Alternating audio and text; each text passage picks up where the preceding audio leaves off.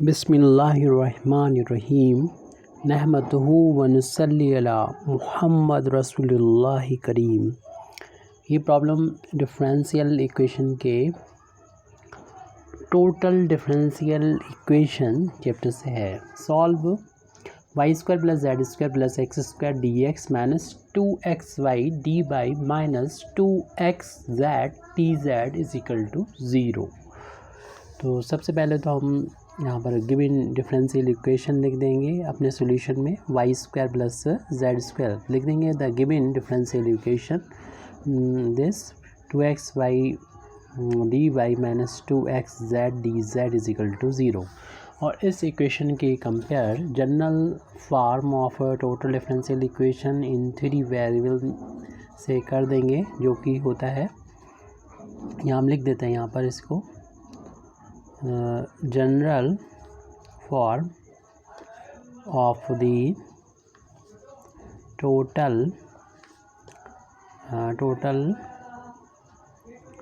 Differential equation in 3 variables x y z is, ये होता है p dx plus q dy plus r dz is equal to 0। ये general form होती है total differential equation in 3 variable में। इसे compare करेंगे तो dx का कोफिशिएंट यहाँ तो p है, वहाँ पर dx का कोफिशिएंट नज़र आ रहा है Y square plus Z square plus X square. इसी तरीके से dy का कोफिशिएंट यहाँ पर q है, वहाँ पर dy का कोफिशिएंट माइनस का 2xy है। और फिर हम देखेंगे कि dz का जो कोफिशिएंट है कैपिटल R, तो यहाँ पर dz का कोफिशिएंट माइनस का 2 टाइम्स xz है। ये पी क्यू आर की वैल्यू जो हमको मिल गई है वैल्यू, तो अब हम देखेंगे कि कंडीशन ऑफ इंटीग्रेबिलिटी सेटिस्फाई हो रही है या नहीं हो रही इन पी क्यू आर की इन वैल्यूज़ के लिए। यानी हम कह सकते हैं जो हमारा इक्वेशन दे रखा था, जिसको हम इक्वेशन नंबर यहाँ पर हम 1 एड्रेस इसका डाल देते हैं, तो ये इक्वेशन नंबर 1 क्या इंटीग्रेबल है या नहीं, क्योंकि उसी के बेस पर फिर हम इसका सॉल्यूशन भी लिखते हैं। उसी बेस पर इसका फिर हम सॉल्यूशन भी करते हैं कि इंटीग्रेबल है या नहीं है, और उसी सॉल्व करने का मेथड भी उसी के अकॉर्डिंग चेंज होता है। तो हम पहले तो इसमें कंडीशन ऑफ इंटीग्रेबिलिटी को चेक करेंगे। वो कंडीशन क्या होती है, तो ये कंडीशन हम यहाँ पर लिख देते हैं P del R over del Y minus del Q over del Z P Q R Y Z plus P Y Z P corresponding to X Y Z। P के बाद ये Q है और इसी जैसा एक ब्रैकेट है, बीच में साइन माइनस है और ये पार्शियल डिफरेंशिएशन होगा। ये देखिए ख़त्म हुआ था Q पर, या कहना चाहिए कि R के बाद आता है P और इसके बाद यहाँ पर होगा, या ऐसे कहें कि हमने देखा था P Q R, तो यहाँ पर Q आ रहा है, Q के बाद R आता है, R के बाद फिर P, इस तरीके से। और यहाँ पर जैसे कि इसके करस्पॉन्डिंग था X तो आया YZ, इसके करस्पॉन्डिंग होता है Y के बाद आता है Z और फिर आता है X। तो एक टर्म अगर याद करेंगे तो बाकी के टर्म याद हो जाएंगे। प्लस कैपिटल R यानी PQR, अब यहाँ पर बिटवीन साइन माइनस होता है और राइट हैंड साइड ये 0 के बिल्कुल आना चाहिए, तो कंडीशन ऑफ इंटीग्रेबिलिटी सेटिस्फाई होती है। अभी हम लोग चेक कर रहे हैं इसको कि कितना आएगी वैल्यू। ये R के बाद हम लोग जानते हैं होता है इधर, यहाँ पर होता है P और फिर P के बाद यहाँ पर होगा Q। R के करस्पॉन्डिंग होता है Z के बाद होता है साइक्लिक ऑर्डर में X, फिर उसके बाद होता है साइक्लिक X के बाद Y, साइक्लिक ऑर्डर में। एक टर्म याद कर लें, फिर इसी के अकॉर्डिंग ये पूरा लिखेंगे। इसकी वैल्यू को हमें फाइंड करना होता है। आप इसको ही लिख सकते हैं, इससे पहले सिग्मा लिख सकते हैं, ऐसा भी कर सकते हैं, या फिर आप ये तीनों लिख लें तो ज़्यादा बेहतर रहेगा आपके लिए कैलकुलेशन के लिए, जैसे कि हमने किया है।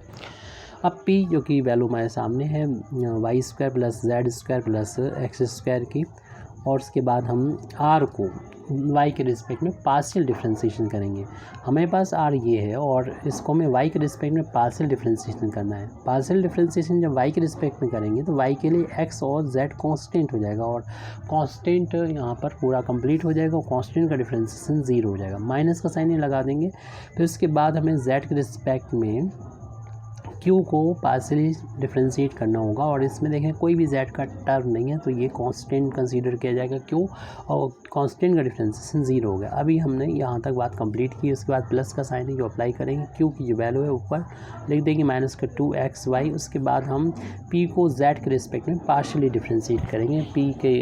p का ये टर्म है यहाँ पर, और p को हमें x z के रिस्पेक्ट, अब p के रिस्पेक्ट में हमें p को हमें z के रिस्पेक्ट में पार्शियली डिफ्रेंशिएशन करना होगा। p की वैल्यू हमारे ये सामने लिखी हुई है, इसको हम z के रिस्पेक्ट में पार्शियली डिफ्रेंशिएशन करेंगे।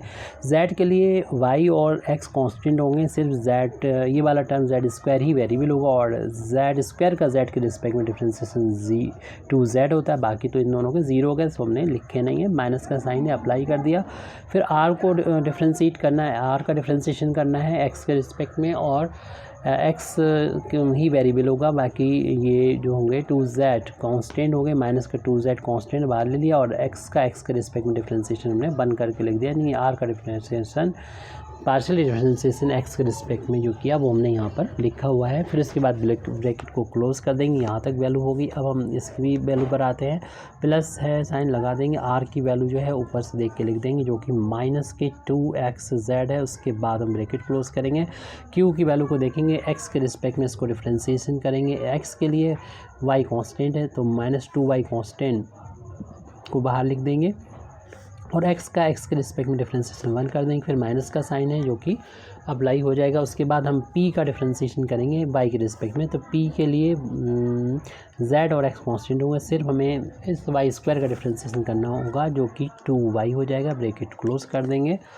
फिर ये चूँकि 0 है, 0 में से 0 माइनस करेंगे 0 हो जाएगा, 0 का यहाँ पर मल्टीप्लाई करेंगे तो ये पूरा टर्म 0 हो जाएगा, जिसको हमने शॉर्ट में यहाँ लिख लिया है। फिर प्लस माइनस के इंटू माइनस का हो जाएगा 2xy, और इस ब्रैकेट को ओपन करेंगे, माइनस माइनस प्लस हो जाएगा, क्योंकि 2z का 1 में इंटू करेंगे तो ये तो 2z के इक्वल ही आ जाएगा, और ये माइनस माइनस प्लस हो जाएगा। 2z पहले से था, अभी भी प्लस का 2z आ चुका है, और ये भी प्लस माइनस के इंटू माइनस का मिलेगा 2xz, और यहाँ पर 1 का इंटू जब इसमें करेंगे तो यही माइनस का 2y हो जाएगा, और माइनस का 2y पहले से यहाँ पर मौजूद है तो उसको हमने लिख लिया है। फिर इस 0 इसके साथ में ऐड होके इतना ही आ जाएगा, यानी माइनस का 2xy, और ये हमें 2z 4z दे देगा, मिल जाएगा हमको जो हमने यहाँ नोट किया है।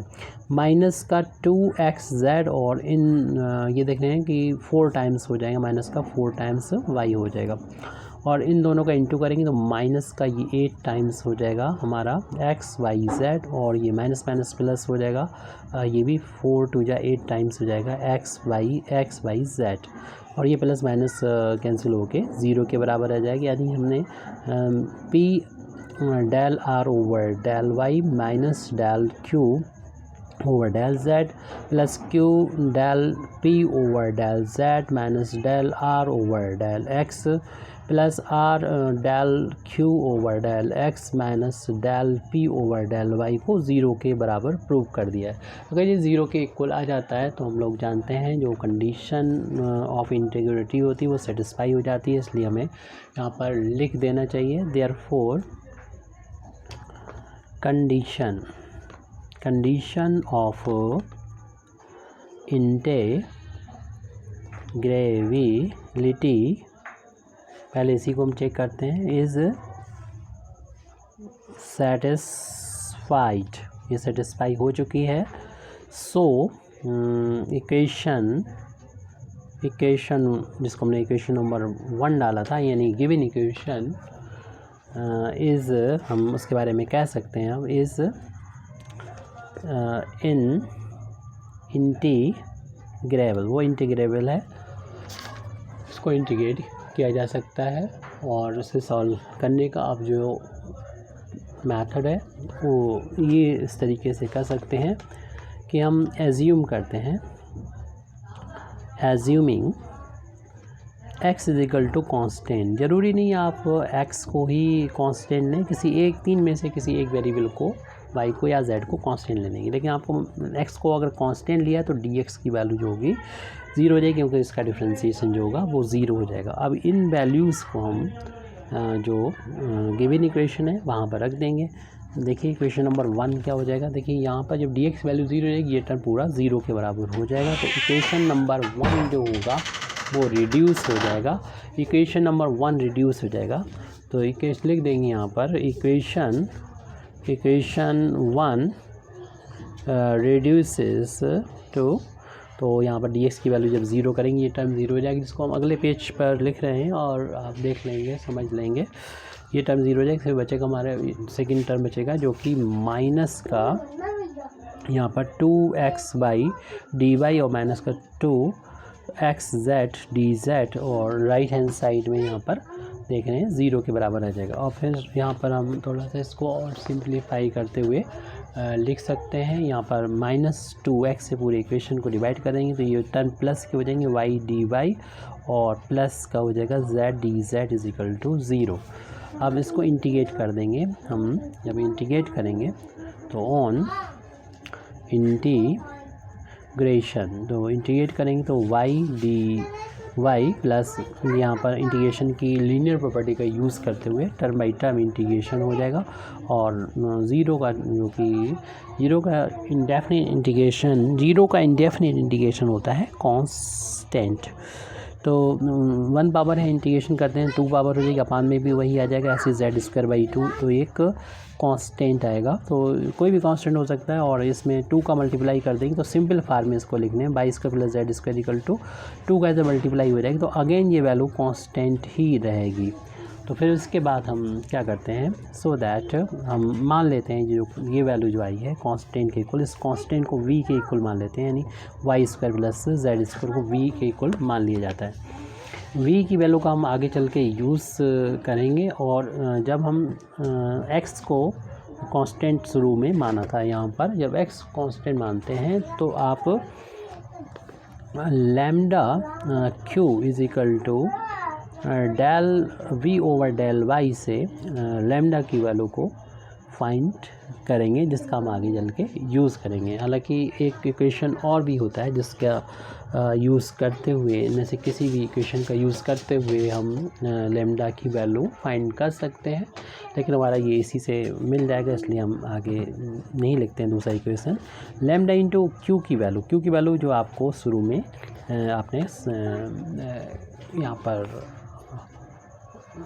कंपेयर करके आपने यहाँ सेलेक्ट की थी, यहाँ से फाइंड की थी, वो लिख देंगे, माइनस का 2xy राइट हैंड साइड में।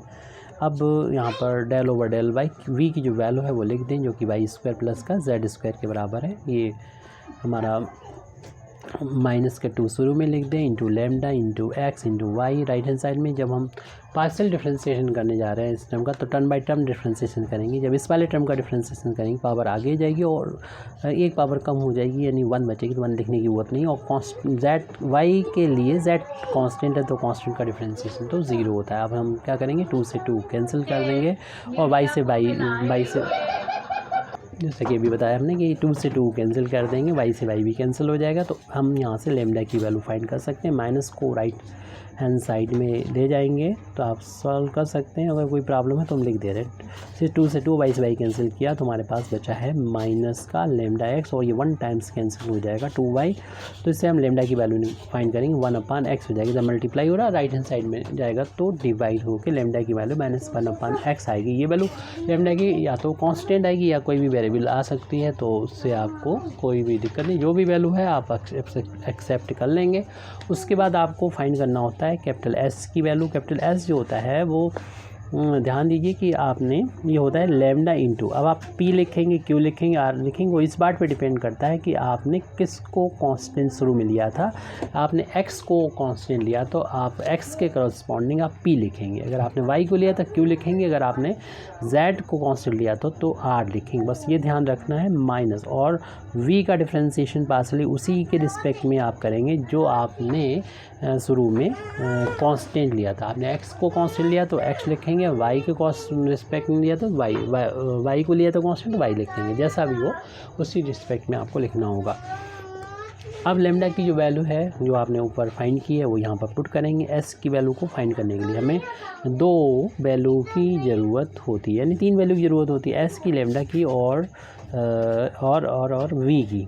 तो वी की वैल्यू पहले ही आ चुकी होती है, यहाँ पर देखिए ये वैल्यू पहले ही आ चुकी है और लेमडा की आ चुकी है। एस की वैल्यू अब निकालना है, लेमडा की वैल्यू रख दी -1/x, पी जो आपने पहले सेलेक्ट किया था उसको कंपेयर करके ये वाली पी की वैल्यू यहाँ पर नोट कर देंगे, जो कि है y² + z² + x²। उसके बाद हमें पार्शियल डिफरेंशिएशन करना है इस v का। v की वैल्यू ऊपर आप फाइंड कर चुके हैं, y² + z², इसको यहाँ पर लिख दिया जाएगा और फिर इसको तो ऐसे लिख दें, इसमें तो भैया कोई चेंज नहीं हो रहा है, माइनस लिख के और ये टोटल के अपान में कर देंगे। न्यूमरेटर में y² + z² + x², अपान में चूँकि x है इसे डिनोमिनेटर में लिख देंगे और ये x के लिए y और z कांस्टेंट है तो इनका डिफरेंशिएशन तो 0 आ जाएगा, तो इसलिए s की वैल्यू ओनली यही वैल्यू आएगी जो यहाँ पर लिखी हुई है, यानी y² + z² + x² अपान में x। तो ये वैल्यू तो 0 होगी, इसको छोड़ दीजिए। अब हम अगले पेज पर देखते हैं। ये मतलब एक प्रोसीजर है, एक मेथड है जो पहले जनरल इक्वेशन के लिए सॉल्व किया होगा। आपको यहाँ से वैल्यू फाइंड करना होती है एस की यानी और लेमडा की, उससे पहले आपको जो भी वैल्यू है वी की वैल्यू फाइंड करना होती है। इससे क्या होता है, जो गिवन इक्वेशन जो इक्वेशन नंबर 1 हमने दे रखा है वो अगर इस तरीके से हम वैल्यू फाइंड कर लेते हैं तो वो इक्वेशन जो होता है वो रिड्यूस होकर इतना आ जाता है। हमें पूरा प्रोसीजर हम लोगों ने नहीं यूज़ करना होता, हम तो बस इनकी वैल्यू निकाल के जो इक्वेशन होती है इसमें पुट करना होता है। तो अगले लिखेंगे द गिवन इक्वेशन रिड्यूसेस। तो जो दिया इक्वेशन है, जो गिवन इक्वेशन है वो रिड्यूस हो जाता है dB + s × dx = 0 में। आप इसका सोल्यूशन कर लेते हैं और in terms of x y z रख देते हैं तो आपका जो कहना चाहिए कि प्रिमिटिव सोल्यूशन आ जाता है। जो गिवन इक्वेशन का प्रिमिटिव सोल्यूशन यानी जो डिफरेंशियल इक्वेशन है उसका सोल्यूशन मिल जाता है और हमें आंसर हमको मिल जाता है। तो अब हमें जो है सबसे पहले तो s की वैल्यू रख देना चाहिए, dV + s की वैल्यू जो थी अभी हमने देखा नेगेटिव वैल्यू थी, तो माइनस का y² +